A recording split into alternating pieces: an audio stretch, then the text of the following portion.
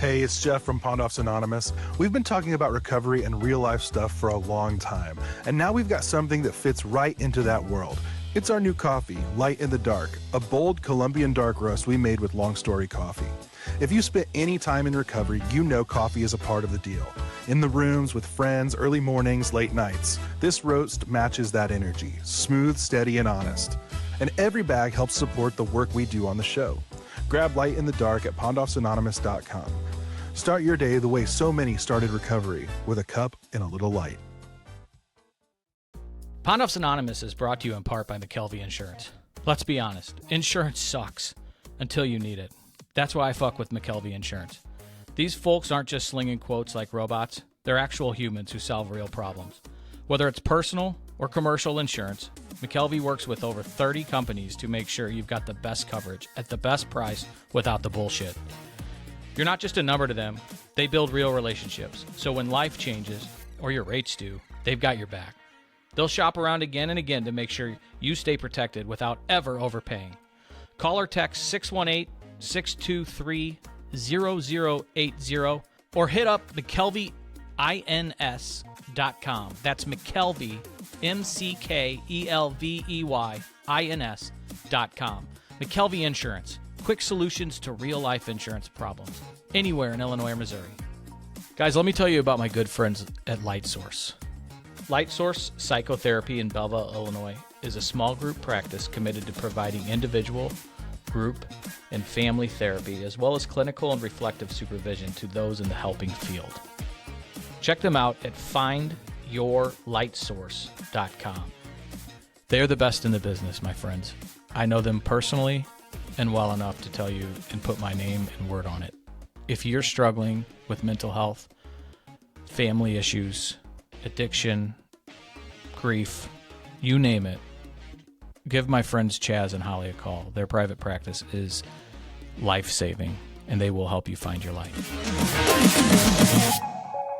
Yeah. I'll react if I had to. Put some things in the past too, and don't let them distract you, but react if you have to. I'll react if I had to. Put some things in the past too, and don't let them distract you, but react if you have to. Yeah. React if you have to, yeah. Don't know the time, yeah. Just know that I'm, yeah, one of a kind, yeah. What's on your mind, yeah. We're hard to find, yeah. Beautiful mind, yeah. Still in my prime, yeah. Oh, it smells so good. Yeah. Somebody clean this place for us. Oh. Are we recording? We are. Great. Okay, love it. Yeah, let me take a drink. You want to? Yeah, listen closely, everyone. Chris is gonna make some. I'm not chewing. Hey, Worse. this is... Worse. Oh, I heard almost. the slurp. No, as long as you're not open mouth chewing, we're good. I try not to. Zoe's got a phobia. He doesn't try very hard. I had one bite of oatmeal the other week. I don't know what episode we're on, Jeff. 40. Oh, Yep. big 40. And I spent all day on chat with Spotify because they keep flagging our It's fucking bullshit. It's our copyrighted music, Oh, which I bought a license for.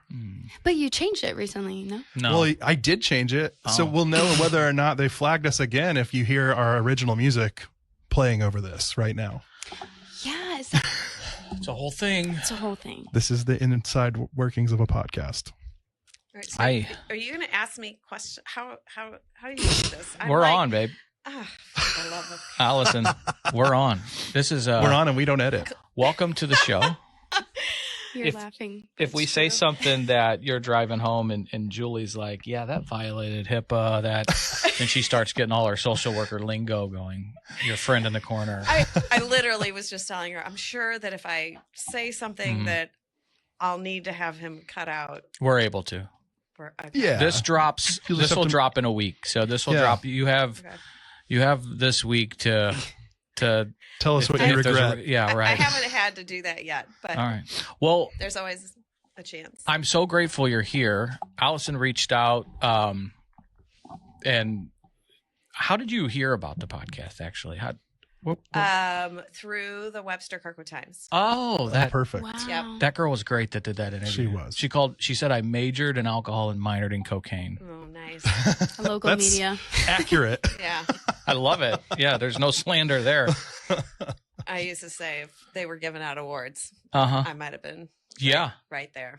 So you emailed and mentioned that you read the article that you are in the space now, and you said, let's grab coffee. We grabbed coffee, and I think you were saying in walking in here that, yeah, I was listening to the Scott Spezio episode, and you guys go for a long time. And I was like, yeah, we had coffee. We sat there for about 2 hours, I think. And we were easy going. to do. It's easy to do.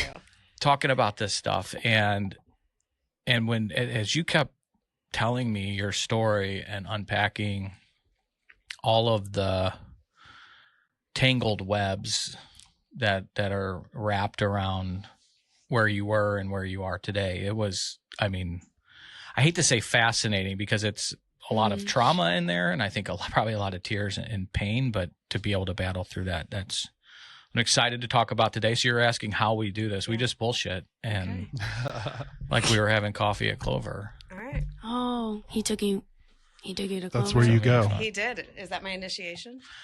No, it's just at least she didn't park illegally. Zoe is He new made to a big stink about, well, no pun intended. Anyway, I parked in the wrong place and I got some flack for it. Yeah. Zoe is our new co-host with Jeff, and I have been doing this for a while. Jacob's gotten married, so he's kind of on a hiatus. I don't know how many episodes you listen to, but Jacob's our resident expert on programs, like 12-step programs. He thinks he's the smartest guy in the room always. He's our resident. Poor Jacob. He's our resident MAGA. Oh my God. He's not here to defend himself. Yeah, I know. That's actually fine. Yeah. But he did just get married to a lovely woman named Laurel. I officiated their wedding. Today's her birthday. It is her birthday. Happy birthday, Laurel. Oh. And I said that, when you go cheap and don't hire a real pastor to do your wedding, they were like, just don't talk about having sex with anybody. I go, okay. It's like my grandma's going to be there. Like, why would you think that I'd be up there and be like, oh, who's banging who? And Because that's how you. Oh. Who would think that? Speaking of, Jenna Jameson can't come on the podcast. Oh, okay. She wants 4K for an hour to talk about how Jesus saved her life. Well, what do you know? All right. I should have done that. Right? Yeah. What was our negotiated rate? Right. Thanks for driving out here too, by the way. Where did you come from? Kirkwood. That's right. We should have carpooled. Now that I think about it, I'm in Webster. I'm the only one that lives in Illinois. So true story. So Allison, let's start at the beginning. Where you grew up in Kirkwood? I did grow up in Kirkwood. Which is for people. Not that we have any listeners outside of this region. Yeah, for our audience, that's our international audience that's unfamiliar. For those of you in Shanghai. St. Louis MSA. we have some Everybody knows where Ireland, I Kirkwood think. is, right? Well, hopefully. That's a drunk country. Those are my people. Okay, so where's Kirkwood in relation to St. Louis? Are you serious? She's trying to change the subject. I thought that was what you were going into. But you're legit. You don't know where Kirkwood is. Oh my God. It's not. Can you say things? So we're about 10 miles west of the city of St. Louis? Yeah, and it's neighbors of Webster. They're the town. There's Rival towns. Yeah. Oh. So okay. yeah, I guess when you grow up in Decatur, it's the armpit of the Midwest. But Have you ever been to Decatur, Illinois? It's been a minute, but I have been there. I'm from there. Okay. And Chris thinks it's really funny. Well, maybe I'll have to. Maybe come down and- There's nothing in Decatur. Okay. Maybe monocles. in a scent. There's one of those in Springfield, though. So Kirkwood and Webster, I didn't realize there was such a rivalry until I moved to Webster, and I grew up over here, so Belleville East, Belleville West, Kirkwood and Webster, but both way nicer towns than anything in Belleville. So that's kind of a shot. Sorry, Jeff. My neighborhood's beautiful. It is. You Kirkwood proud. Kirkwood. We had a guy on the podcast, Mike Morrison, who was from Kirkwood, and he said Kirkwood does have this kind of my words, not his, leave it to Beaver image. Yes. But he named off. He's like, I could name 30 kids I went to high school with that are all dope fiends on heroin back then. So you never know. You think you got and Kirkwood's a beautiful town. It is. It is, and I'll even go so far as to say our class of '89 was. Get out of here, class of '89. For real. Wow. Yeah. I mean, we are tight. We're. Yeah. Julie's a class of '89 pioneer. She proud. drove me here. Our whole class is super supportive of each other. I think we're all that. But that's cool. I do like that. I'm pretty tight with a lot of my friends from Belleville that aren't in prison, and those ones that are, we pen. We pen. Smell. They're in the pen, and you're. So you guys grew up together. That's incredible. So Julie knows the good, bad, and ugly. She's been there. She a ride or die? Through. Yes, she is. She is. Drove you all the way out here. She was my ride. Sure. And we didn't die. And you're on the shelf. I noticed the boot. Yes, I had surgery on my toe 4 weeks ago. So 2 more weeks and a cast, and then I get to graduate to a walking boot, which I am super excited about. Okay. Good. So the joys of getting. How long's a toe surgery on the? It was 2 hours. Well, like The how long surgery are you itself? Recovery? Oh, a lot longer than 2 hours. It will be, I don't know, the better part of 6 months or so before I'm. But I'll be able to walk. I'll be able to walk. I hate to see the other guy. Yeah, right. Is it weird to ask which toe? I already did. Right. It wasn't one of the outside ones. No, it was my big toe. Whoa. So I've got a nice plate. It's probably like 2 or 3 That's inches. an important toe. So That's why I it's asked. Yeah, it's kind of, our body parts. Are, She minored in journalism. Master's in social work. It was a good question. I was wondering. Yeah. You know, when I stub my toe, it's up. the worst thing on the planet. Or even if you break a toe, they act like there's not much you can do. So you really, maul your toe. So I like to say the fact that I was a gymnast through college probably did more wear and tear. Yeah. And it sounds a little bit better than just getting old and body parts breaking definitely down. wear and tear. Yeah, the beam. Yeah. I used to do the rings. Did you? No. What's so funny? Julie's over here laughing around. Got the iron cross going on. Do you see those fucking guys? They are jacked Who in they do the Olympics. Yeah, they are. my cousin was a gymnast at Iowa State, and Oh my gosh. yeah, so Yeah. Wow. Arms they've got to go to the bars and win all the arm wrestling contests. You'd think they're just jacked, and I don't know how I couldn't even one push up on those rings. No, that's crazy. yeah. I can't even hang on them at this point. Did I tell you when we had coffee that I was obsessed with Dominique Moceanu when I was in 6th grade? Yeah, you know what? You did mention that. Who mentions that? Just casually. I wrote her letters, Chris, bro. every time. I had the Wheaties box. I was obsessed. Yeah. I mean, it was a perfect 96. It was like I hit if you ever played like Mario Kart and like you hit the speed up, Yeah. like that was me in puberty. I hit it and like it was over. Life was over as I knew it. So I was in love with her. That was a great team, that 96 team. Yeah. Were you like obsessed, or you were still competing then, were you? 96. Not- Nope. But I coached for a couple of years after Okay. college, and I mean the skill, everything just gets better. I mean, equipment gets better. These Sure. athletes get better. So The coaches get meaner. Is that possible? I heard those gymnastic coaches are not that you were, but Those other ones. I think it's turned some the mentality around approaches to coaching. because it's especially for women, I imagine is body image stuff and those coaches. I've just heard horror stories, not just the real sick fucks like the Michigan State thing that was in where he was abusing all the girls, but I mean just the browbeating. Yeah. That goes on. It happens. I mean, my hockey coach used to fire pucks at my head, but he wasn't mad if I had a Twinkie. Well, maybe he was, but With gymnastics, I mean, you're basically walking around in a leotard most of your career. So it definitely is a struggle dealing with body image, that kind of thing. But I kind of relate drinking to gymnastics in that, your performance, you're trying to always shoot for perfection. And there's just so much stress around it. And I just remember being done with training, and for what little partying we used to do in high school and then in college, it was like just taking the cap off a soda bottle. It was like just the pressure releasing. And wow. Yeah.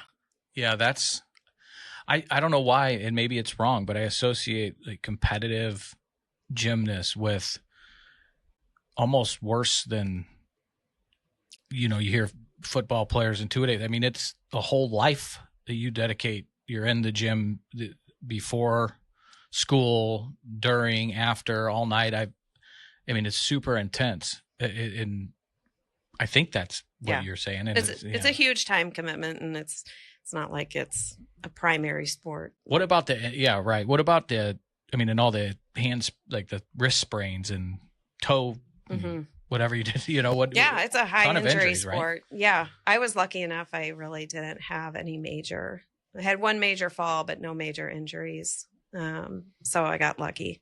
Man. So when you started drinking in high school? Mm-hmm. Bartles James, baby. I mean, do you even remember Bartles James? No, yeah. I'm like, wait a second. Wine coolers. Okay. So, nice sugary all right drinks. And there was something about it that helped kind of dissipate the pressure you were under, you think? Yeah, I was, I had a very strict daily schedule. And so the rare times that we got to go out and socialize, it was just fun. I was afraid of the real partiers that would, drink a ton. And so I had some guardrails up per se. My mom was super strict. So, you don't dare get caught. Yes. But it was just fun hanging out with friends, and we would just experiment, but not anything crazy. Yeah. It wasn't crazy. It was, And then you went to college and were a gymnast in college. Yeah. I went to Penn State. I earned a scholarship there. Brutal loss this weekend. Oh my gosh. It was horrible. It's been a horrible season. Yeah. You're looking for a coach. This guy was like a play away from the national championship like a year ago, and you whacked him halfway through this year. Standard up there. Ugh. Standard of excellence in college. Yeah. It was pretty brutal. So there was, big stakes. I mean, I learned as I was growing up, my mom was really strict, and the generation of you obeyed your mom and dad, you listened to your teachers, you didn't talk back, you didn't question authority. And so never, the good old days. Right. I mean, she wanted to keep me off the streets of Kirkwood. So sure. There's a couple bad spots in Kirkwood. It's idle time. You can find lots of kids smoking pot behind the Magic House. Right. So, all of that pressure, I enjoyed my friendships so much, but the time I had was pretty limited. And, drinking was a theme through it, but it wasn't that big of a deal, I didn't think. I also came into my Christian faith about the same time. So there was there was this pull, a lot of back and forth between what I was learning in my faith, but then what kind of went against what I was learning if I was drinking too much, but what's too much? Yeah. Right. And what's it really about? Yeah. Yeah. Like that's hard. Yeah. So, And this was in State College? Yeah. So starting probably like my junior year was when I was really kind of figuring out my own personal faith. And then, and that's about the same time, drinking. I would say I started drinking too. I don't know if that's more than just what would you call it, the Bartles and Bartles and James. Bartles and James wine cooler. I never messed around with the Bartles and James. I'm gonna see if they still sell it out there. It's more Crown Royal. Yeah. So competing and for Penn State, I think Penn State, I get pissed off because they're better than us in football always. I'm an Illini. I don't know. But I think like excellence in terms of not just academics, but athletic programs. So when I heard you were a gymnast for Penn State, I'm like, oh, this is like superstar athlete shit. Yeah. With that comes all the mountains of pressure, and it's like it's a job almost that you're not getting paid for while going to school. Yeah. And you talk about your pressure, taking the like a 2-liter, taking the cap off, and you can just hear the pressure dissipate. So yeah, it was fun though. I mean, it was it felt like a team sport than any other time I competed, being an individual sport. But you guys traveled a lot? Yeah, we flew lots of places all over the country. And my junior year was our best year. We got 4th in the nation. And wow. It was, but we had a no drinking policy the whole school year, off season and on, oh, wow. and during season, kind of self-imposed. So, but then you can imagine afterwards, you know, and we, Wow. So did you have siblings? You have siblings? I have 4 sisters. Okay. Yeah. 2 older, 2 younger. I grew up in a family of 5 girls. 5 girls. Oh shit! Oh my gosh. Sharing one bathroom. No wonder why they were strict. Yeah. How are you not? If you're not strict in that household, it's over. Oh yeah. I mean, we all kind of had to stay in line. So yeah, in the swimming, they had the same kind of time commitment, and I think it just sort of was like a self-imposed babysitter for my mom too. It's like win-win. Sure. So, out of college.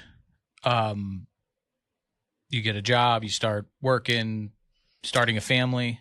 Yes. I graduated with my major was human development and family studies. Oh. Which is, I always laugh, is the longest named degree that offers you 0 jobs. A lot of high-paying jobs is what I was thinking. Okay. You should hear so Zoe's. it would lend itself, to get your master's in social work Right, or something- counseling. But did I do that? No, I did not do that. But now I feel like this is sort of my second chapter post, giving up drinking, getting a divorce. So now I feel like I'm figuring out, now that I'm all grown up, what I want to do. And I love that. We'll bounce That's around exciting. the timeline a little bit. Sorry, I didn't mean to cut you off. You're used to it by now. Yeah, keep going. But how long have you been sober? 5 years. 5 years. June, yeah. Congratulations. That's exciting. Yeah. That's really exciting. And how long have you been divorced? 2 years. Okay, because when we had coffee, and when I said earlier that it's all tangled, like there's no way to tell your story. Because I remember asking you, if you come on and tell your story, this is all part of it, and you can tell your story however you want. The impact, I think, will be everything that you've been through, which is, I didn't know that was your major, but your family system was completely impacted by all of this. And yeah, so 5 years sober, 2 years divorced. When did it start? I mean, was it when you got sober that things? So I struggled with just a lack of contentment in my lack of connection in my marriage. Husband was, provider financially, sort of there, but we traveled together. But I called alcohol the third wheel in our marriage, and it was threaded through everything. For both We you, did. or for just you?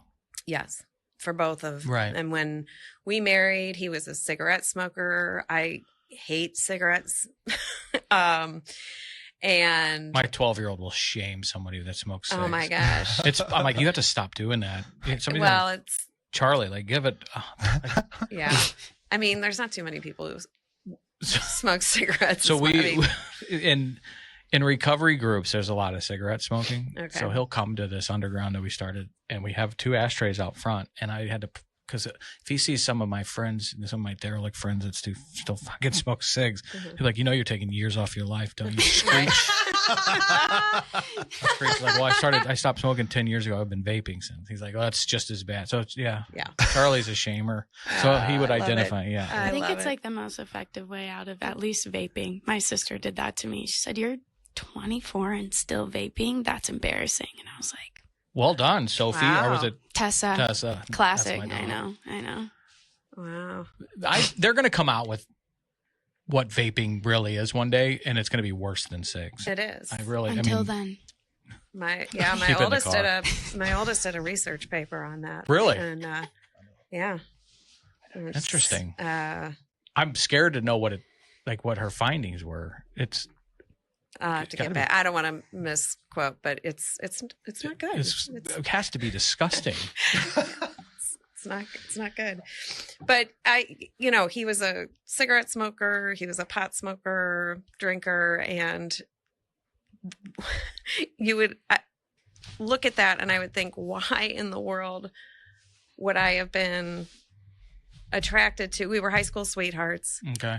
I was going to ask when so we dated our senior year in high school and about a year and a half into college, and then I said I majored in gymnastics and he majored in partying. He was Colorado State. And oh wow! I was going to ask Penn State, Colorado. So that's not even close. So not even close. Sure. No cell phones. There's 2 mountain chains in between the 2 of you. Yeah. Wow. So, but what really drew me to him was I grew up in a family where hard work, perfection, performance was such a priority and so valued. And my value was based on how I was performing and showing up. And so when I met him, he offered me this just grace and he's like, it's okay. You don't have to be perfect. You don't, Yeah. Like valued your humanity. Yeah. That's a tough. My wife's a perfectionist, and it's bad how she thinks she's failing. I don't think it's from, I don't know why, and so knowing how hard of like a reality and existence that is, that's tough. Yeah. Well, it just got reinforced over the years, just not only with the way I was raised, but with my sport. Mm-hmm. And so everything just got reinforced. So now I'm unlearning and reconstructing. Yeah. You say now, like right now. You're learning that. Mm-hmm. Unlearning it. But you have to recognize that you're doing it in the first place. But I knew that was why that was one of the reasons I was really drawn to him. Sure. And that felt very appealing to me. Yeah. The problem was all that grace was permission to go ahead and drink a lot, smoke a lot, and overcorrected. Yeah. So it, so again, that was just interwoven in our marriage, and we both were pretty much nightly drinkers. He's in sales, so it's interwoven in business, and take fancy trips. It looked very fancy. It looked very sophisticated, and it just looked pretty. Mm-hmm. Pretty nice wine glass and higher end wine or nice wine, and what's not to like. Right. I'm working. Right. Yeah, I get it. I've been in sales, so I remember it was like an uncle to me who, I think when I got out of rehab, he had 17 years, and he told me, you'll eventually realize that nobody cares what you're drinking. They only care what they're drinking. And he was talking about the business events. So he's like, I would drink Sprite and they would just assume it was a vodka Sprite. And I'm a club soda guy, and I'd have a club soda with a lemon, and nobody really would say anything. Yeah. And if they did, I'm like, yeah, I don't drink anymore. Then I could see their fucking wheels start spinning. Yeah. Like, oh man. But it has nothing to do with you. Right. Oh no, it has everything to do with really doing an inventory. I remember feeling that way when I'd see somebody, you're not drinking? Like, sure. Right. Oh, what's wrong? What happened? Yeah. Or, You're pregnant Are you if sure? you're a female? Right. You Yeah. sure? Can I Right. get you something? Because I was uncomfortable. Right. Yeah. I'm uncomfortable with you not drinking. Exactly. That's very real. I felt that way too. When I was at Spiral and I was around people that weren't drinking, and I need you to be a fuck up too here. Yeah. The Make me feel shame. better. Shame complex. Yeah. So from the outside, our family looked very put together. I have 3 girls. Man. Yeah, Wow. I know. That's what Following that chromosome pat- is that? It's dominant. Or is it 2? It's 2 Ys or I met Pat. Yeah, we stopped after 3. But yeah, I mean, raising kids, I mean, if you're a parent, I mean, you know, the stresses in your days, just, I mean, we busy ourselves no matter whether we're a parent or we're, you know, whatever we're doing with our life, we can just busy ourselves to the point where these problems that we never intended on having, I didn't think it was as problematic. And then it's like one day would roll into the next and 1 year would roll into another and I'll deal with it later. And there were times when it's like, okay, today's the day I'm going to cut back. But for me, that looked like I had a plan and I had, you know, whatever rules that I was going to set up to say, okay, well, I'm going to cut back and I must not be trying hard enough. I must not be motivated enough, or I must not have enough willpower. Right. Let me fix addiction. That came from shame with shame. Yeah. That's so hard. So, and then what I didn't realize until after I stopped drinking is how much it had impacted my level of confidence because I couldn't count on myself because every time I'd set up a goal or a, you know, intention and then I would blow it. Right. It would be all your fault and not the fact that you didn't have support. Yeah. Yeah. Or if I was pointing the finger at, you know, my spouse, well, if only he would do this, then the blame things game, would be, So we have a very powerful ability to justify bullshit until we're ready to look in the mirror. And I know that feeling well. And then we we can manipulate just about anyone, but at the end of the day, we're manipulating ourselves with that justification. He's not ready. I'm not. What were because I haven't heard yet any red flags. What were the yellow flags that were making you think? Was it hangovers? Was it, you know, falling short, obviously, of your expectations, but even those seem sometimes unrealistic? So relationships with your kids? It was the late night arguments. Sure. That were alcohol fueled. I feel that. I can feel that like toxic in my from like some past, not my current relationship. We're in bed by 9 and sleep. We don't stay up late to have late night arguments. But I've been in some toxic relationships, and those I got. What do you liberals say now? Zoe triggered. Jesus fucking. I was triggered. I know that feeling. It's gut wrenching. Well, we had so many differences in the way that we approached life that anytime I would bring things up, it just got turned back on me often. And I didn't know how to deal with that. And standing up for myself often looked like it felt like it made it worse than not bringing it up at all. So then I just learned to absorb, and part of that coping was I'm just going to pour myself another glass of wine. That word coping was just screaming and as you were talking. Yeah. Just from resonating how it feels like. Yeah. So there was definitely enough blame to be shared. And I focused a lot of it outward, because I felt like I was holding up a lot of the responsibility in our family. He didn't feel like that it was problematic. So at the end of the day, once it got kind of towards the end where I'm like, I can't keep doing the same thing. This is just not working. I finally just held the mirror to myself. And if there was anything that I could do to try to rescue what was left of our marriage, I knew I needed to get some sort of handle on my drinking. And so it was a very slow drip. I wanted to keep my family together, but there was so many like hairline cracks that just kept growing. Even after you stopped, is what you're saying? Or well, when I stopped, I feel like that's when the clouds parted and I could see things for what they actually maybe were. More than a hairline. Yeah. Yeah. Well, I could see.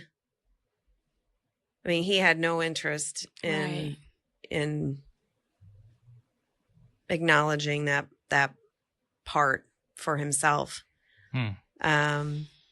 And so I had to choose whether I was going to stay with the same, knowing I was moving in a different direction.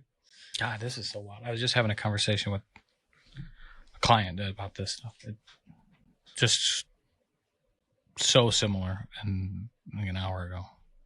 You had to take care of you first. Well, it's hard to see when you're in it. Sure. You know, like the proverbial fish in a bowl. You can't see the water. And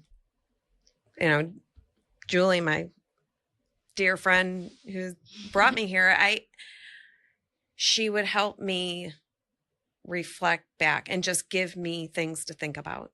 Never telling me what to do. Right. But give me things to think about that maybe I couldn't see from the inside. Yeah. And, helping me through my two older girls having all sorts of issues and again, having two different parenting styles and feeling like it would have been a little easier almost if I was a single parent. And I say that very hesitantly because I've never been a single parent. So I don't. I get what you're saying though. But I wouldn't have been fighting against someone who was working against the way that I was trying to parent. So, I think that wrecked my parents were, and I'll admit it. My father's gone. He was my hero in life, but him and my mom's parenting styles could not be more opposite. And it led to a fuckload of problems. So I grew up as a kid of that and knew how to work the system. Yeah. Absolutely. Yeah. Kids are smart. Yeah. And now when I find myself, Ashley and I, believe it or not, don't agree on everything. We're not alike at all, but we do really we don't do that. Like it's really, we're super mindful. We don't always get it right, but we don't want to, have Charlie get a no from mom and a yes from dad, that type of shit. Cause you could get a couple of those. And then next thing you know, he's got us wrapped around his finger and knowing how to growing up in that and seeing the chaos and really problems that can unfold from that.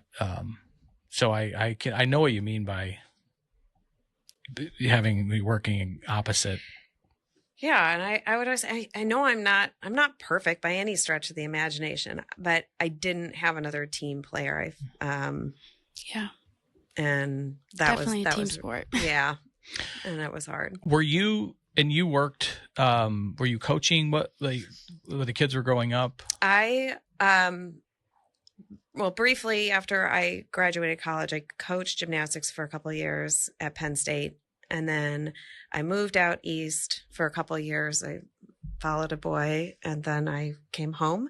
And so I started working for my mom's family business as kind of a default. I always liked the business. I liked working with people. I like sales. I liked, so I kind of decided that was going to be my journey for then. And 26 years later, it really was helpful to have the flexibility to work for my mom, ironically,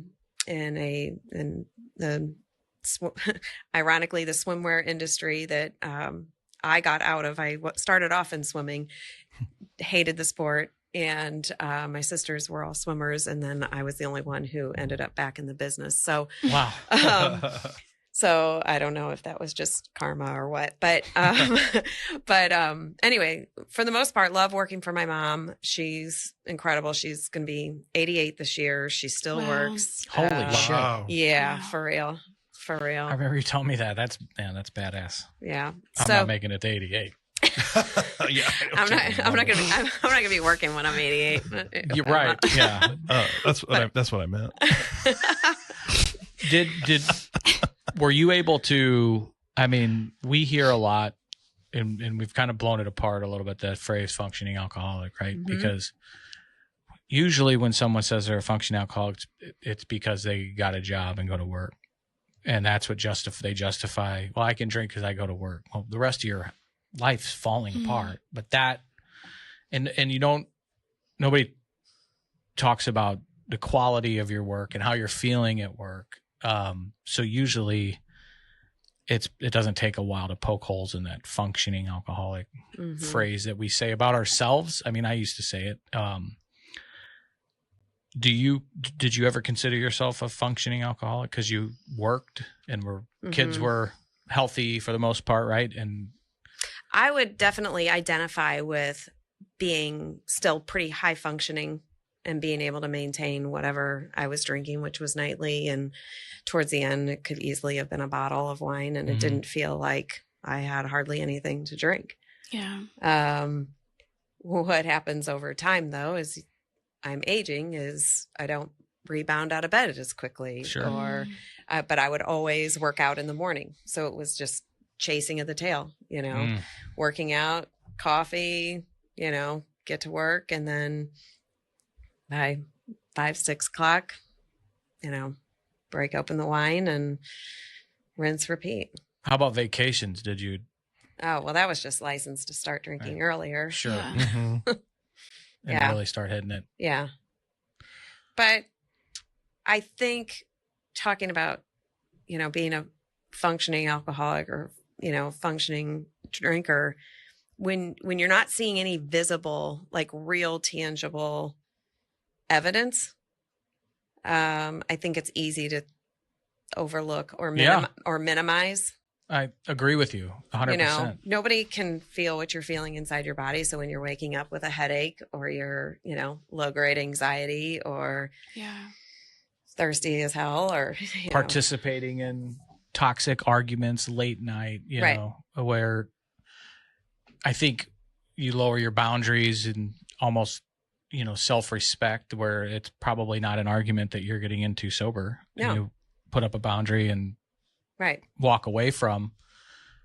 Yeah, so that's when people say they're a functioning alcoholic, let's look at the other, see how things are going. Well, and when you're in the height of it, I'm thinking, oh, my girls can't hear what we're hearing, what we're saying, or the next morning thinking, gosh, I was so mad at him.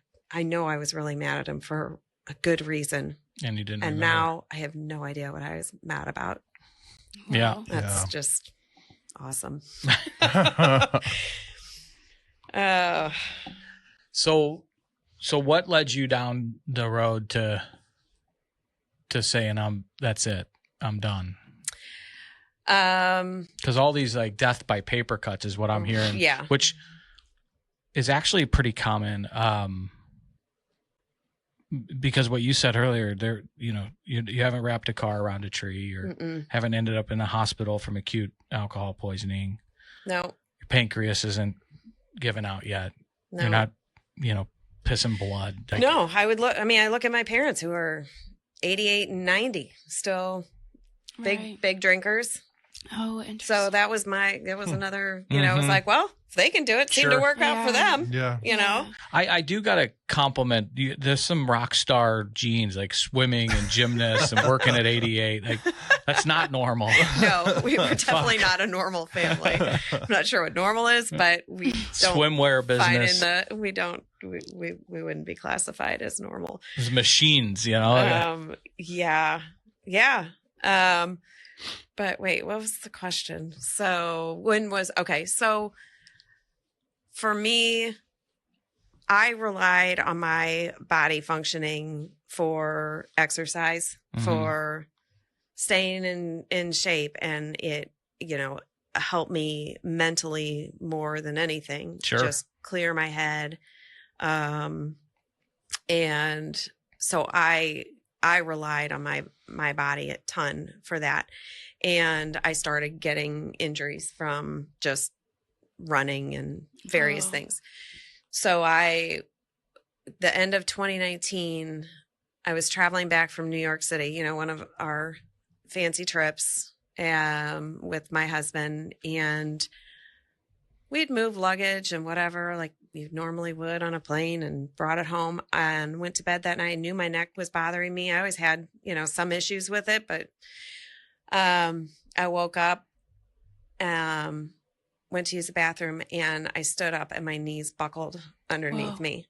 And I didn't know what was going on. So I basically was in bed 12 hours a day. I couldn't move. I was in tears.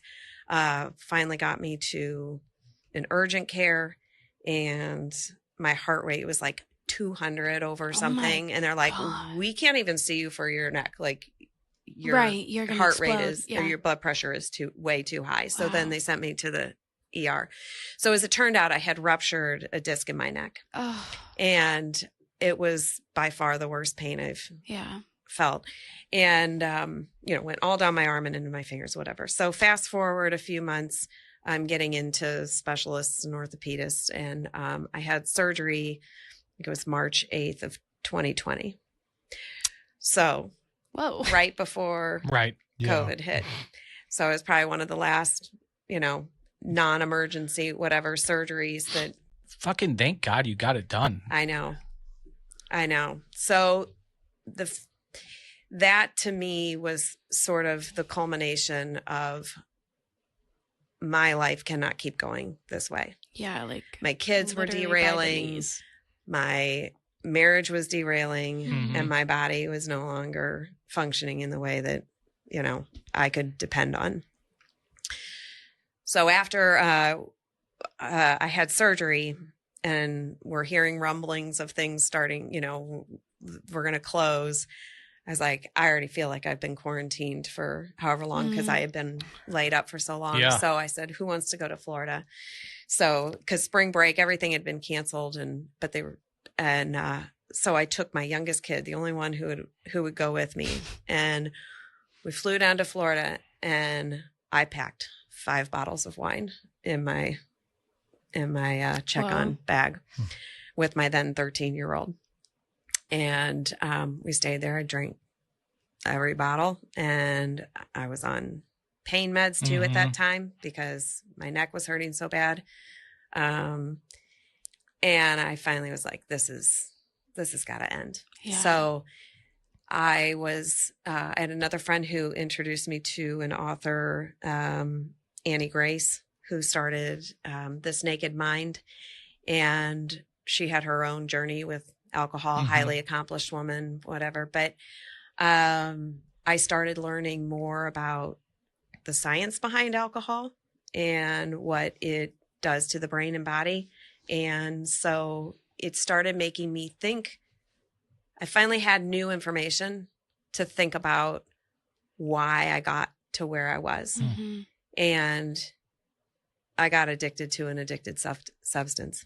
And it wasn't my fault, but it was my responsibility. Mm-hmm. Yeah. But her methodology and everything that she has put into this is all about trading the shame, the blame with curiosity, compassion, and grace, so that, because we're already judging ourselves, we already feel terrible about ourselves.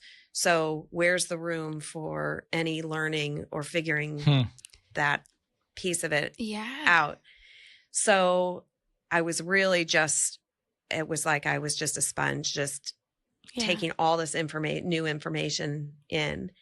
And I started thinking about why am I drinking in the first place? What do I think I'm getting out of this? Right. Is it really doing the thing that I am thinking it's doing? And maybe it did for a time, but things like, it was a social lubricant. It was, it was my reward for all the hard work. I had earned it. Sure. It was the way I could relax. Yeah. And so going through all that and really looking at it while I was drinking in real time, was it actually doing that for me? And so maybe the first 20 minutes you get that, kind of, I can my breathe mouth still again. waters at the thought of that first. It does offer that bit of release. Otherwise, I don't think any of us would opt to, drink maybe in the first place. But beyond that, and to think beyond even the time that you are drinking, is it still relaxing when you wake up, in the middle of the night because, you're trying to process this alcohol through your system? Is it relaxing when you, wake up and you haven't had a good night's sleep, or you have a headache and, you've got a whole day in front of you? So it was really like considering, is that trade-off of what you're getting worth the rest of your day? What juice are you saying squeeze. no to? Yeah. I keep hearing you about you packed 5 bottles of wine in your carry-on, right? Uh-huh. Like there wasn't No, any... it was a check-on. Okay, It it was was a check. not So you carry-on. checked the I 5. checked, yeah. And It's possible. to think of our brains, break. though, like just in case Florida didn't have any bottles of wine. Right. Like I get it. I get that. That's Like the scarcity mentality. Yeah. Well, everything was kind of shutting down. I would have. They were being I couldn't go to Busch Stadium without packing my cargo pants full of whiskey in case I couldn't get served a beer in time. Or well, now now we almost don't even have to think too much about. When we travel by air, it's all this advertising of, you can order your drinks and we'll give you a to-go cup, and you can, walk around the airport and, and of course the airlines, you're not supposed to bring it on, but everybody, Right. what's in your Yeti. I used to get wasted on before those rules, like when they would literally hand you the airplane shots. Now they, I think, make them, and yeah. you only have so many per flight, but they used to, overserve quite a bit. I like to blame them, but I totally resonate with that. And you couldn't take the risk that you got to the state of Florida and you couldn't find a bottle of wine. Part of it might have been that, but I think also part was, we have a wine cellar that was filled with 400 bottles of wine. Wow. So I didn't have to purchase any when I was down there or worry about it. I just had it on hand. Easy peasy.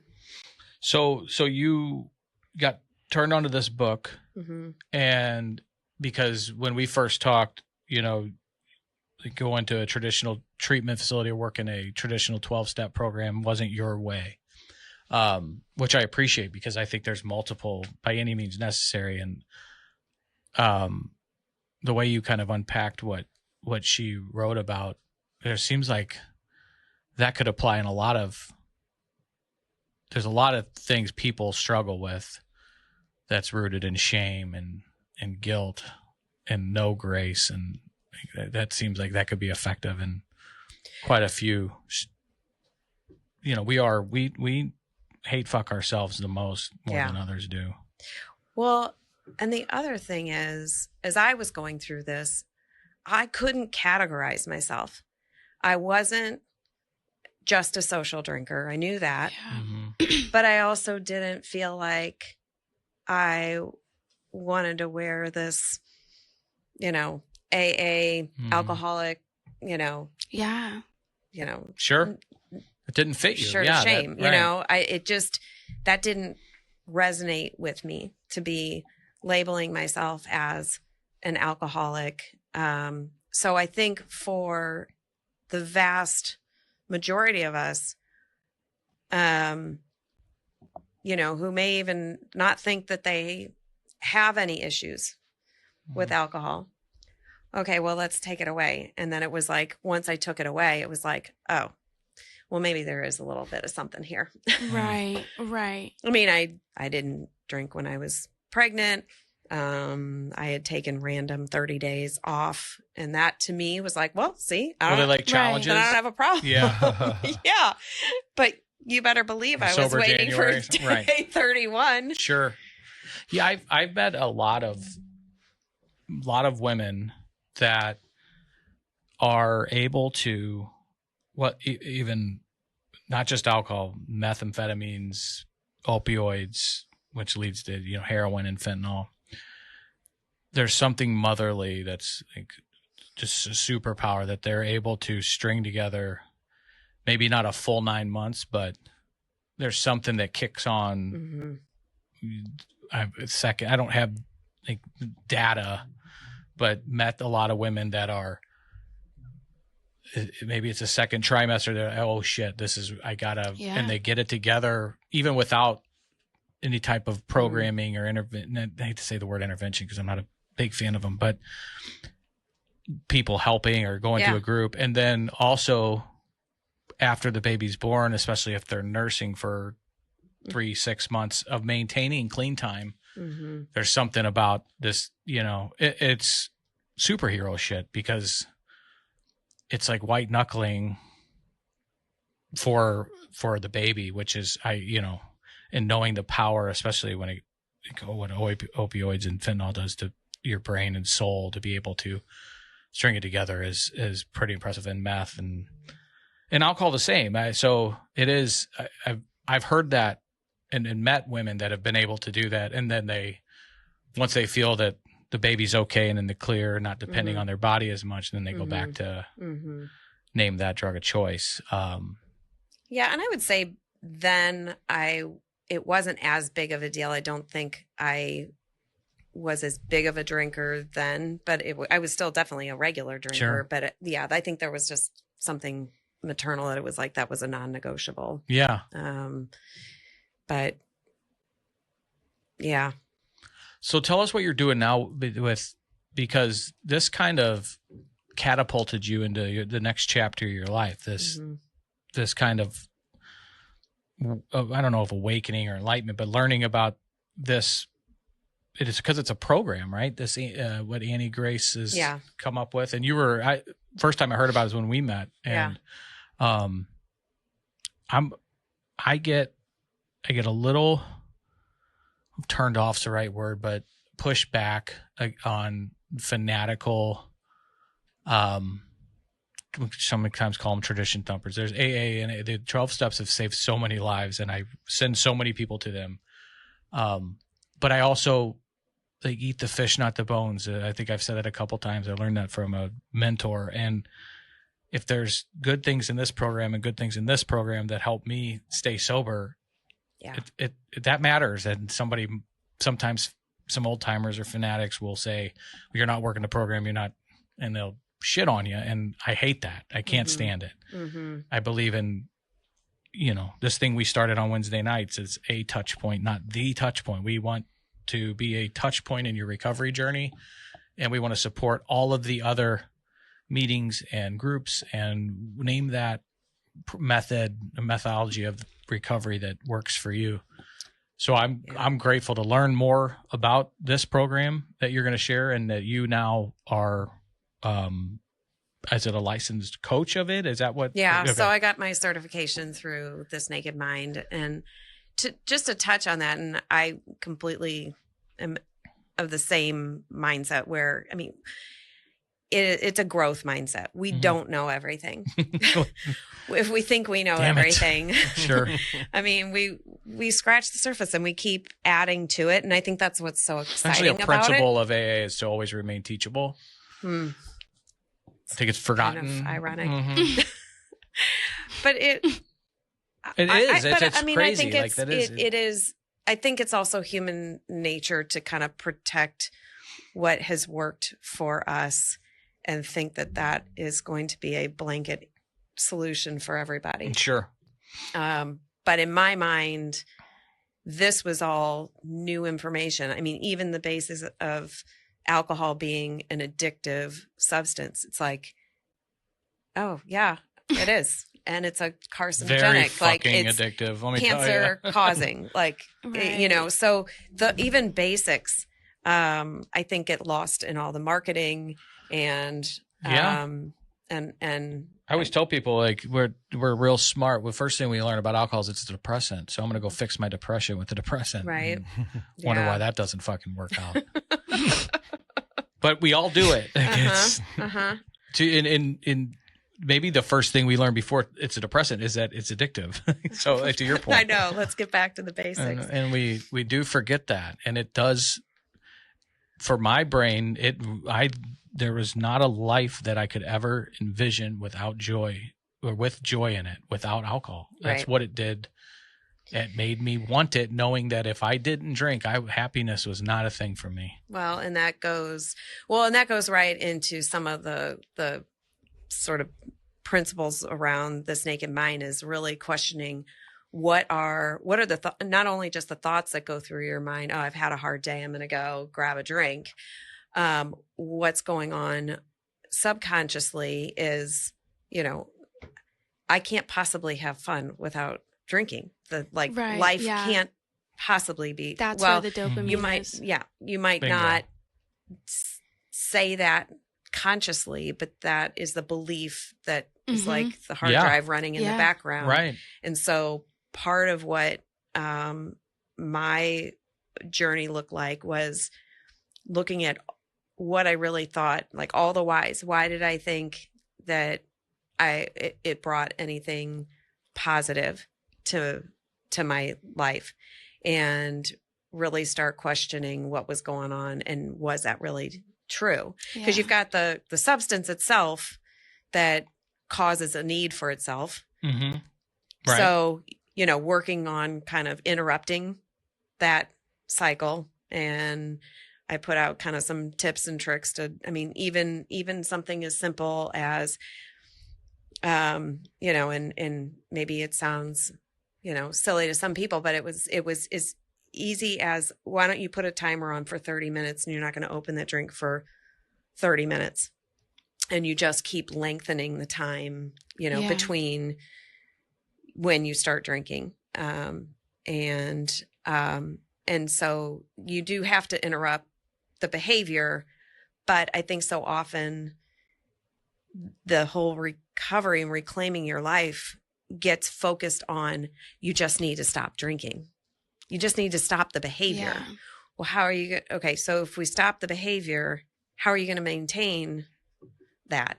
If you believe that you're never going to have fun anymore, there's no joy unless I'm drinking. If you still believe that, the likelihood is that you're going to go back, you know, Sure. and drink, unless you start seeing the benefits and you've experienced joy without it. Right. So you've got to get some space between the actual substance, but then it's really between your ears and what you're telling yourself and what you think you've learned to believe is true about it. Yeah. I had to go back to a time. I said, when I got out of treatment, I said, when was I happy without alcohol? And I had to go back to like when I was 12. And I ended up writing about it in what I called a sober blog, To Be a Kid Again. And I went and got I went and bought an old Sega Genesis. That's the Nice. and some like the old video games, and I would go to like sports stores and buy my favorite team's hats and did shit like that I loved doing as a kid. And I started fucking smiling again. And because I had to go back, I was like, I know this body, this has liked life, been through some shit, but was happy. Right. And for me, like, I had to go kind of back to that time. And I remember fucking eating ice cream again and like finding joy in that. Right. And it really reset. To your point, I got the substance out. I do, you know, the amount that I was drinking, I scientifically, medically needed treatment, detox, because it could be fatal. And then residential, but then outpatient, I started to find that smile again. And by doing things like that, kind of resetting what was, I mean, you say like you go to Florida and you pack 5 bottles of wine. There was a time I was like, I wouldn't go on any vacation if it wasn't surrounded with getting fucked up. Mm-hmm. There was no vacation at all. And now I can do just about anything and find joy in it. Maybe not like go to a fucking musical or something. Because I got Ashley tickets to Wicked for her birthday. And who's going with her? In New York. You? Not this boy. Okay. I was like someone who's not appreciating it. I'm not. On Broadway, we're going to New York for Thanksgiving, and that's awesome. So I can't do Wicked, but I find joy in just about, you know, going to New York and not getting just completely fucked up the whole time. Well, I think you bring up a really good point. We, as adults, we get so bogged down in the stress of of life. We kind of forget how to have fun anymore. And so fun look like it has to involve alcohol. Right. And kids, learn this in a foster parent, no matter what kids have been through, their pursuit of joy is like, you just fucking mesmerized by it. They will pursue joy and happiness and want to play no matter what shit they've been through or are going through. There's a lot you can learn from that. Yeah. So that's what I had to do. And that kind of got me catapulted. Well, and this does get super heavy. You know, it impacts a lot of, it was instrumental in, the deterioration of our marriage. Mm-hmm. But at the same time, I see the resiliency of my girls, and they are much better at advocating for themselves than I ever was, which I'm so proud of. Sure. Do they notice a difference in mom? Yeah. Yeah. Does Julie? They do. She's proud of me. Yeah. I mean, I don't hear a lot of social drinking, though, in your story. I hear a lot of drinking at home by yourself. Mm-hmm. Oh, that was... I was thinking about this recently. Like, when you're incognito on Google and you're like, am I an alcoholic? Right? Oh, my gosh. What are the signs? Take those tests. Yeah, I'm chat is like, there's a number you need to call. Yeah, shoot.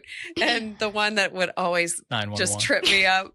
And it was like, do you drink alone? I'm like, hell yeah, I drink alone. I'm like, I'm so tired of being a mom and a wife. I'm like, I finally have some peace and quiet. Yes, I'm drinking. Drink alone, and I'm fucking proud of it. Yeah. I'm okay with that. Yeah. So that always kind of made me giggle, but I understand why it is there. But yeah. My oldest is probably of my girls, my biggest cheerleader. Nice. So yeah, when I decided to file for divorce, she really was incredibly supportive, because she knew what I had been through, what she had been through, and so for her to see me put separation between a substance that was hindering the life I wanted to live, and her dad, who she could she knew it was just hard for me. So, she's been super proud of me. So. Well, I bet. I mean, I know the courage it takes to face this shit, and it would be hard not to be proud of anybody you love that decides I have to make a decision. And it when it comes to alcohol, you've said it a couple times. I mean, it's in our face. I am so grateful for going to treatment and being in groups and in the residential and in detox with opioid addicts, and we're all together. And because I look at them and some of the withdrawal symptoms that they went through, cold turkey, or getting through that, detox, I look at them and say, oh, there's no way I could do that. I would be dead. And I think I would be if I were a opioid addict. I think that I would have died by now. But I tell them, like, you guys are fucking heroes to me. And Nathaniel, our boy, said to me, he goes, alcoholics are heroes to me because you can't go into every gas station and see billboards for heroin. Yeah. And how you guys face that. And I was like, damn, thanks, buddy. That felt Right. felt kind of seen. But yeah, so it's not so I can imagine anybody that's in your corner. Along those same lines, I would sometimes challenge clients to say, walk through our local grocery store and see how many areas you can count that they sell alcohol in. Like, pretty sure you're not seeing bananas in 12 different areas of your grocery store. You may know this is somewhat on topic. A buddy of mine that lost some weight told me his diet was to only go to the grocery store and just eat what's on the perimeter. Which is like the produce and the fresh, nothing in the middle. Right. Which is all the processed bullshit. Yeah. Yep. I was like, that's interesting.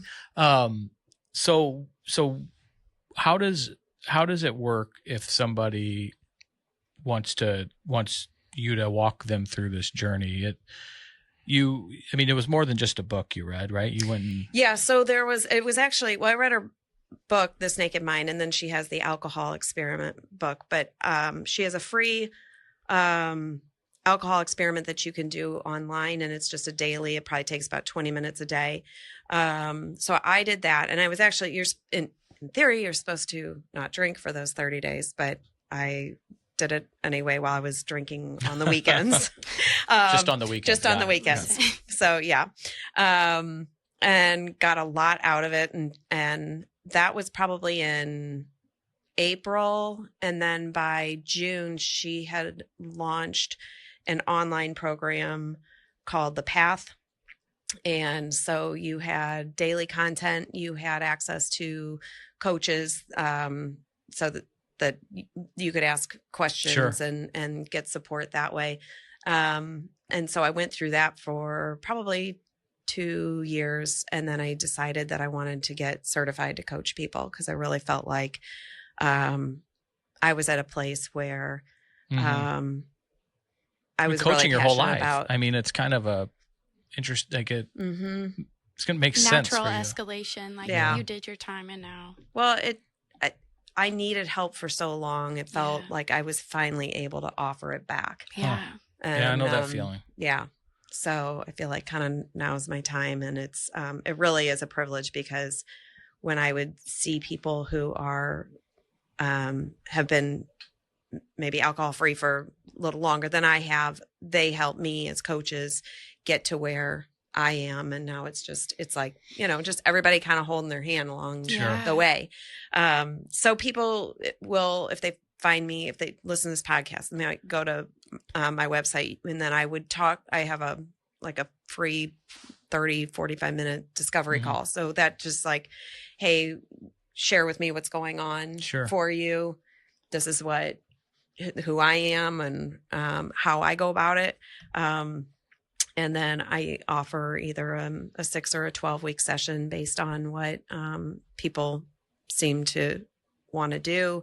And then I work one-on-one and I love community because I think that that's what helps really connect us and sustain us. Yeah. Amen. And then I think there's also room for just this one-on-one. It's like, I don't necessarily have time to deal with collectively Yeah. everybody else's Yeah. issues, but I really want to get to the root of mine, which I think helps having the one-on-one. Yes, Sure. both. So that's what I do. And it's really, I mean, it's really humbling. Yeah. It sounds life-giving. Yeah.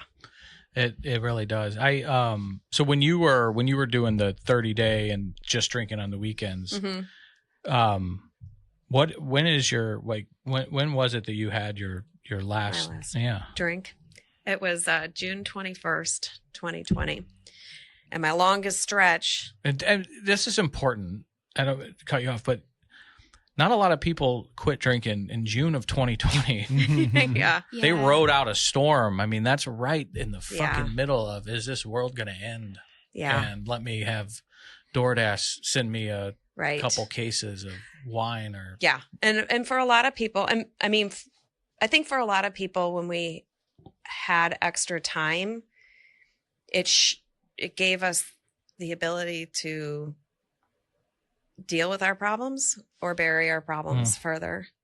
It wrecked routine and structure for people that were in a program or, Mm-hmm. your life was very structured. Mm-hmm. And I felt very fortunate. I was at a period of my time where I had stopped working for my mom. So I had more time than I normally would have. I had a high level of motivation.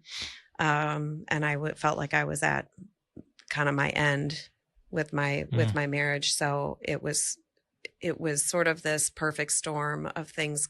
And then having this introduction to Annie Grace and her work, it propelled me forward Yeah. into. is she alcohol specific? Yes, she's expanded it to, because the methodology really does work with anything else. The way you put it at the beginning, I was thinking about a bunch of the behavioral stuff that is really. A lot of it has to do with the power of the core. mind. Sure. And we often don't take the time to think about what's kind of running Mm-hmm. in the background. I think about our phones and, if we've got a bunch of, programs, apps open Mm-hmm. and it's draining our battery faster. When Zoe drinks, she just becomes an alter ego. So Yeah. that's what- Oh my that's God, what- he's mad because I'm not on my phone anyway. Don't get me fucking started. I know. You can never get a hold of her. Gretchen is her name, and she doesn't come out very often, and it's better for everyone. But I hear what you guys are You're saying saying good. about But your, it your is. I mean, drinking that's another, days. those are little dopamine hits too, right? Oh So, boy. So June 21st, 2020. Yeah.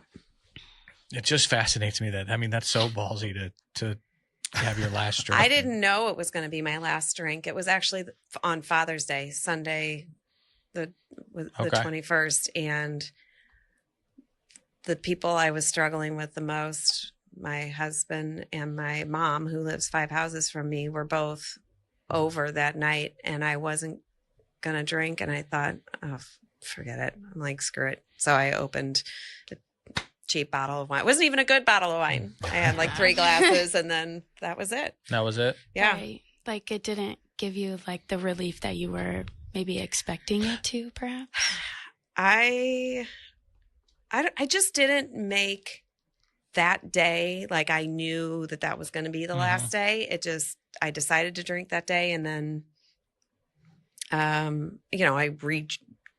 was continuing my work, and and the fact that I got 2 weekends and a full week, I had like 9 days. It was like, wow. And then I went through 4th of July. Yeah, you start It's getting like, some confidence here. And I made it.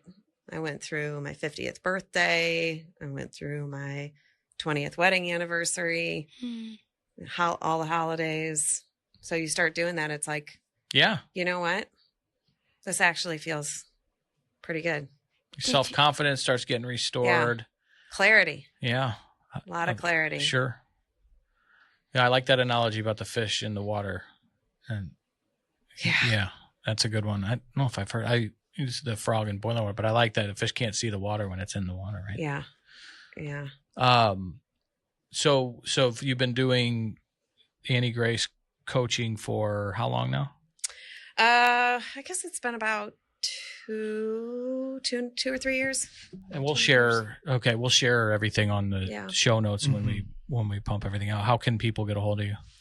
The InsideOutFreedom.com is my website. Okay. Or Allison Barber coaching or Allison Barber coach. Yeah. Men and women, or do you see mostly men and women? women? Okay. I've had a couple guys, and that's actually, been really, I just like a mix, but, Sure. it's, to me, it's fascinating to see how alcohol impacts every age, Yeah. Mhm. Gender, background. I could see you helping a lot of athletes. Yeah. Just with your background and that very similar mindset of goal orientated. Mm-hmm.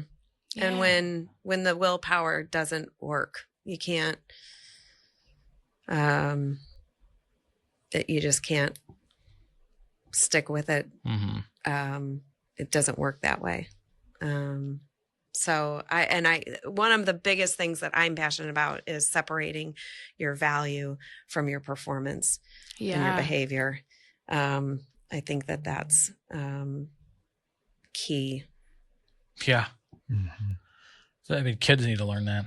Yeah. Start getting taught that pretty For better or for worse. I mean, we can think too highly of ourselves or not highly enough, but that they're just not, because we can judge ourselves from our worst behavior, or we can think, we're all that and we're above, the effects the substance can have on us. Mhm.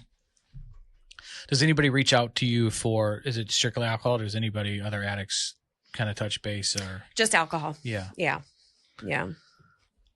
I'm curious how, if she makes a connection as she expands to, Yeah. because I know. Xanax is basically alcohol in a pill form, and we have a lot of people, that's nasty shit that people get hooked on, and it's given to you by a doctor for your anxiety, and then it's Jeff knows a lot about Okay.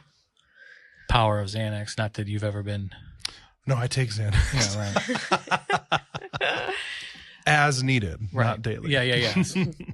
Well, I think what's great about this is that when you bring it to the surface, you can normalize it. It's, when you want to make a behavior change, you don't have to get to necessarily a rock bottom before, you get Sure. the help you want. And Yeah. so to talk about that, for me, a lot of the people who would be in this gray area, I'm drinking more than I want, but I haven't been able to cut back. What's the deal? There's, I think, a lot of people who stay quiet about that, because where do they go and who do you talk to? Yeah. So I think, is it really propelling you to the life you want to have? I can see a lot of people that use a term I heard is sober curious, kind of dip their toe and reach out. I mean, I get that a lot, and I think people make the false assumption that if they reach out to me, I'm going to drive them right to residential treatment and lock them up. It's just we create this shit in our head, right? Or that's not necessarily your thing at all. So it's a definitely that's why a way it's to so open great the door that and start talking. all of this exists. Sure. Not Yeah. There's, and I do understand that, when you said you didn't know if you're ready to, or if that really fits you, and you know yourself more than anybody, that to go and say, yeah, now I'm a 12-stepper and I got the scarlet letter, and that's, there are people that can deter from making a real positive change. So I'm interested in learning more and having you as a resource for sure for people that reach out and are looking for,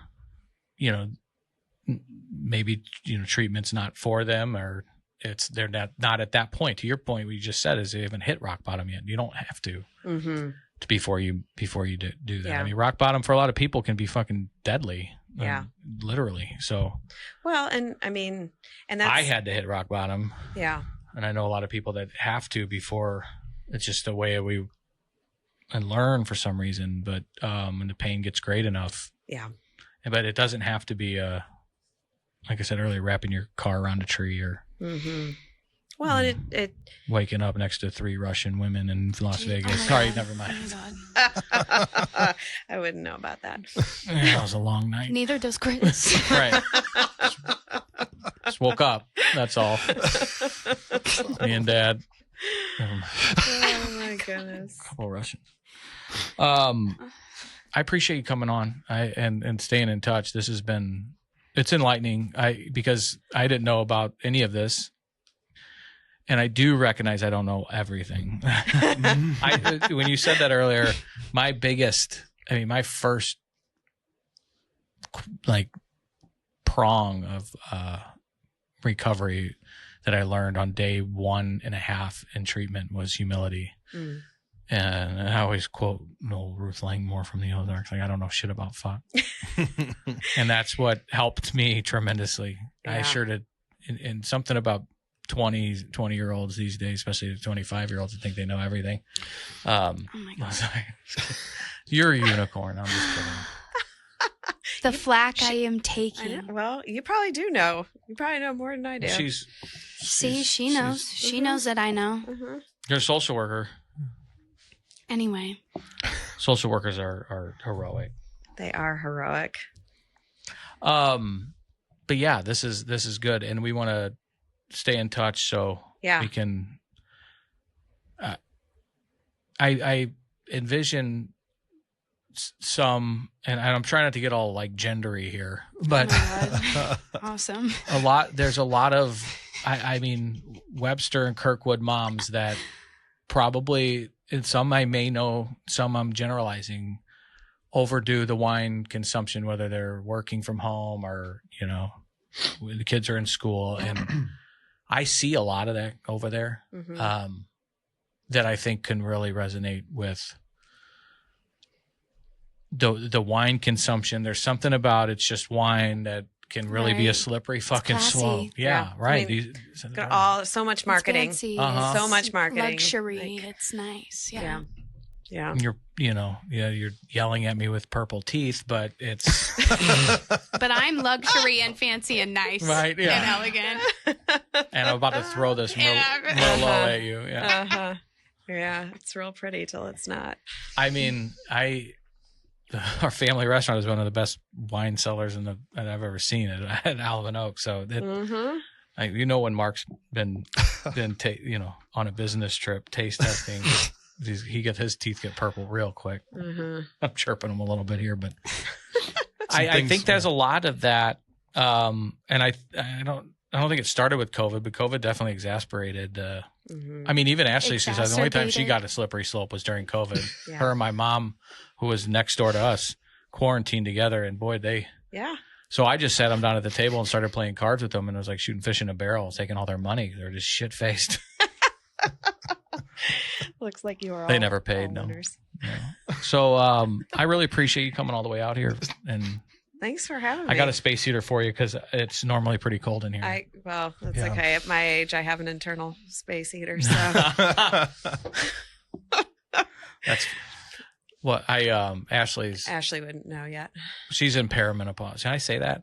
What? Are you asking? Why are you asking me? Not. Ashley, is Chris allowed to say that? Are you listening? Her whole Instagram reels are like this perimenopause. So I found the ones that the poor husband. Oh my God. Of course you did. I make this about me. I'm pretty good at shit like that. Do you send them to her? All day long. That's so funny. And to Brooke and to Sarah, the pastor. Who's she would love that. Biggest feminist on the planet. I love how you make her medical is about you. Anyway, Allison, thank you so much. Julie, thanks for driving out here. Yeah, we got a lot so to talk nice about meet too you about guys. social work.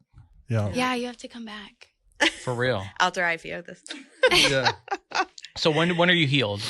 I will be in a walking boot in 2 weeks. Through the holidays? I'll have, yes, through the holidays. But the good news is I only have 2 more weeks in this cast. I've been in it for 4 weeks. So again, sign it?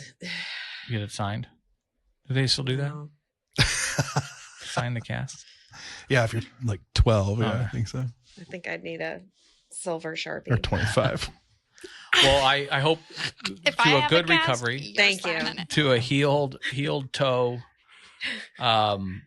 January, you'll be all good as new, or Well, I don't know. January It'll doesn't take- count anyway. What about Right. February? Right. I will. I'm going to Hawaii in January oh, in a walking boot. So Okay. I'm gonna prop myself up on a little lounge sounds chair fun. and take There you that go. boot off and Take a garbage soak up bag some with you. sun. Right. So you can get and you don't have to pack Right. 5 bottles of wine. And I'm gonna It's such travel much liberating. lighter. It's so liberating. It is to so not liberating. Be like a Don't have to slave worry about any this. of it. I know. Congrats. Thanks. It's so Thanks great to for- know you, and we will stay in touch. Say the website again. Okay. The Inside Out Freedom. And do you have an email address? Allison Barber Coach Okay. At at Gmail. gmail.com. Yeah. We'll put all that stuff in the notes. And if Yeah. there's anything that Jeff. you said that you want us to, I think we kept it pretty cool. I think we did. I was pleasantly surprised by the lack of colorful Really? language. We can up it. I'm my trying to be a God. gentleman. I know. No, this is good. Positive reinforcement. Yeah? Tell him he's pretty. Okay. You're so pretty when you don't talk about fucking Russians. The verb. Got it. Sorry. Okay. Anyway, we can talk about whoever. That's funny. I get it. The verb. Yeah, I wanted it. I mean, I can keep it together pretty good. Come Yeah, to a listen. Wednesday night church service. You'll Yeah. really hear me say. Yeah, I have a friend my who God. wants to come. We're gonna come to it soon. Awesome. Please So, do. that'll be great. There 5:30. There's pizza. I've never been to a church service where the guy preaching the message was like, fuck shit. I didn't. The hell you didn't? I did, but it was more fluent than that. I didn't sound like yeah. a Tourette's. Never mind. But you're. Was that insulting? It was. Is it? Where is the sir? Where is it? It's Manchester McCausland. Oh yeah. So Right by the old Walgreens. Okay. where like half the people that work here used to shoot up at. It is, and they all come to this now. Clean. love it. It is Yeah. kind of full That's- circle. And the That's Walgreens is awesome. closed down. Well. Yeah. And so that's symbolic, perhaps. Right. Perhaps. Yes. Start of a Anyway, new beginning. the Yeah, gathering. it's fun. Love it. There's pizza, free childcare. Zoe's on pizza. She's a pizza duty. Pizza duty. Shout Nice. out Bentley. He did it last week for me. Nice. I had a We- mentee bee. That's a mental breakdown. That's what the kids Okay. call it now. Okay. Have you heard that, Julia? Mentee B. It's a mental breakdown.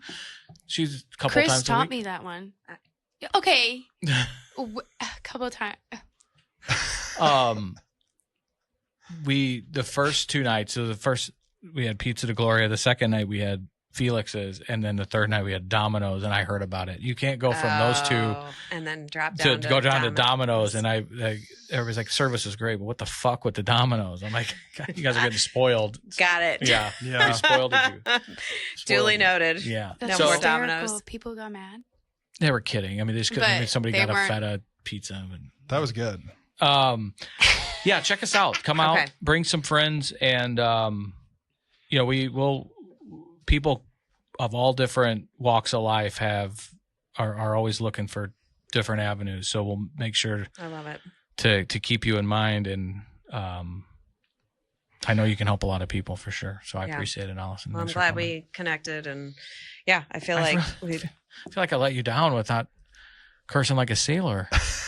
good. We didn't talk Really? about the porn star that we have coming on. Amber Lynn, Yeah.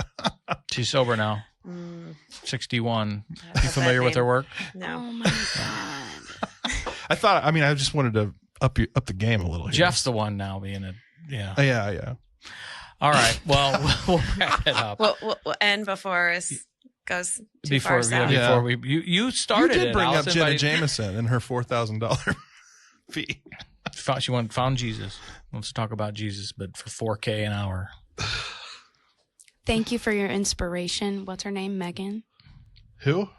the girl we're talking about that charges $4,000. Jenna Jameson. Jenna. Thank you, Jenna. Oh man. Anyway, sorry, this is derailed, Allison. I apologize. I do want to put a resource page on our website. Yeah. So we should put your link on there. Of That'd course. be great. Yeah. That'd be awesome. We need to. It took us 3 weeks to get our resource page at the Underground, but it's there. It's online. I'll just steal that. For Is it now. there? Did you even print it? Do you Ashley care? did. Yeah. Oh, it's not on the website there. Anyway, thank you for coming out. Appreciate you so much. I'm glad we connected. Thanks, Julie, for the ride, and we should connect more. Yeah. Social workers are what Love make the this. world go round, and they're desperately needed, especially today. Let us pray.